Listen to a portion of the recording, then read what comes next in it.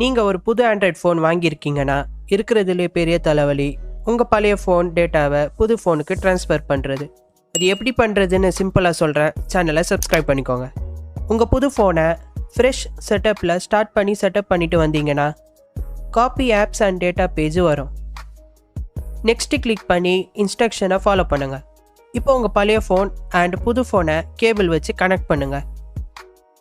உங்கள் பழைய ஃபோனில் ட்ரான்ஸ்ஃபர் ஃபைல்ஸ் செலக்ட் பண்ணிக்கோங்க. பழைய ஃபோனில் காப்பியை கிளிக் பண்ணுங்கள். உங்கள் புது ஃபோனில் இமெயில் கேட்கும், லாகின் பண்ணிக்கோங்க. உங்கள் புது ஃபோன் பழைய ஃபோனில் இருக்கிற எல்லா ஃபைல்ஸ் அனலைஸ் பண்ணிவிட்டு காப்பி கேட்கும். உங்களுக்கு வேண்டியதை செலக்ட் பண்ணிவிட்டு காப்பி கிளிக் பண்ணுங்கள்.